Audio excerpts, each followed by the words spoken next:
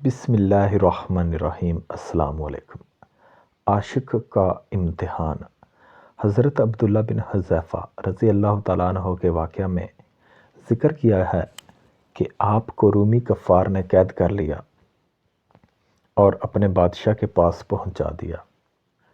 بادشاہ نے آپ سے کہا کہ تم نصرانی بن جاؤ، میں تمہیں اپنی بادشاہت میں شریک کر لیتا ہوں، اپنی شہزادی تمہارے نکاح میں دیتا ہوں۔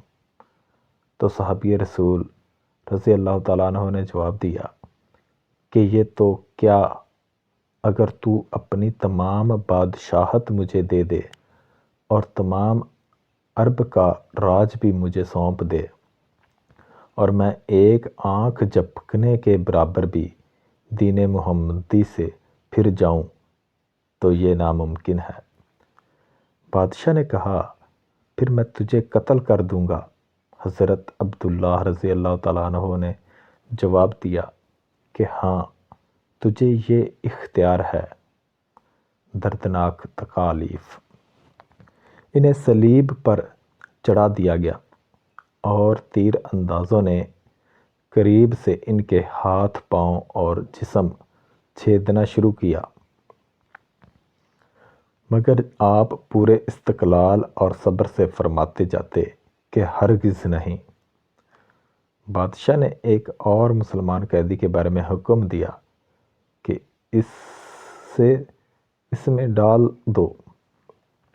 اس وقت حضرت عبداللہ رضی اللہ تعالیٰ عنہ کی موجودگی میں آپ کے دیکھتے ہوئے اس مسلمان قیدی کو اس میں ڈال دیا گیا، اس کی ہڈیاں تک اس میں جل گئیں۔ پھر بادشاہ نے حضرت عبداللہ رضی اللہ تعالیٰ عنہ سے کہا، دیکھو، ہمارا مذہب قبول کر لو ورنہ اس آگ کی دیگ میں تمہیں بھی ڈال کر جلا دیا جائے گا۔ آپ نے پھر بھی اپنے جوش ایمان سے کام لے کر فرمایا، ناممکن ہے کہ میں خدا تعالیٰ کے دین کو چھوڑ دوں۔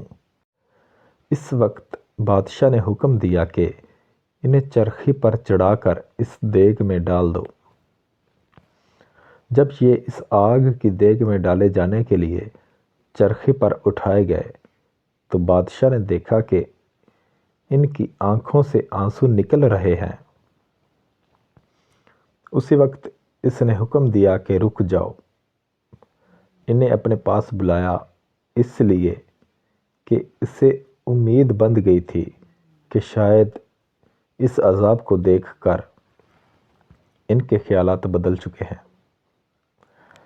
اب میری بات مان لے گا۔ لیکن بادشاہ کی یہ تمنا اور خیال محض بے سود تھا۔ حضرت عبداللہ بن حذیفہ رضی اللہ عنہ نے فرمایا کہ میں صرف اس وجہ سے روتا تھا کہ آج ایک ہی جان ہے جسے راہ خدا تعالیٰ میں قربان کر رہا ہوں۔ کاش کہ میرے روئیں روئیں میں ایک جان ہوتی کہ آج سب جانیں راہ خدا میں اس کی طرح ایک ایک کر کے فدا کرتا۔ ایمان پر استقامت۔ بعض روایتوں میں ہے کہ آپ کو قید خانہ میں کھانا پینا بند کر دیا، کئی دن کے بعد شراب اور خنزیر کا گوشت بھیجا، لیکن آپ نے شدید بھوک ہونے کے باوجود بھی اس طرف توجہ تک نہ فرمائی۔ بادشاہ نے بلوا بھیجا اور ان سے نہ کھانے کا سبب دریافت کیا تو آپ رضی اللہ تعالیٰ عنہ نے جواب دیا کہ اس حالت میں یہ میرے لیے حلال تو ہو گیا، لیکن میں تجھ جیسے دشمن کو اپنے بارے میں خوش ہونے کا موقع دینا نہیں چاہتا۔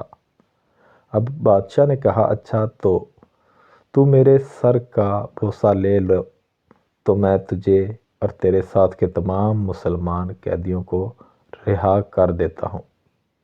آپ نے اسے قبول فرما لیا، اس کے سر کا بوسہ لیا اور بادشاہ نے بھی اپنا وعدہ پورا کر دیا، آپ کو اور آپ کے تمام ساتھیوں کو چھوڑ دیا۔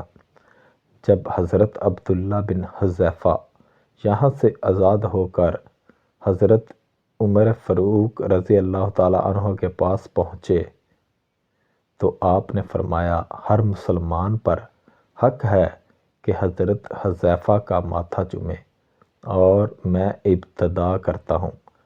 یہ فرما کر پہلے آپ نے ان کے سر پر بوسہ دیا۔ سبحان اللہ، کیا شان ہے صحابہ کرام کی، رضوان اللہ تعالیٰ اجمعین۔ اللہ حافظ۔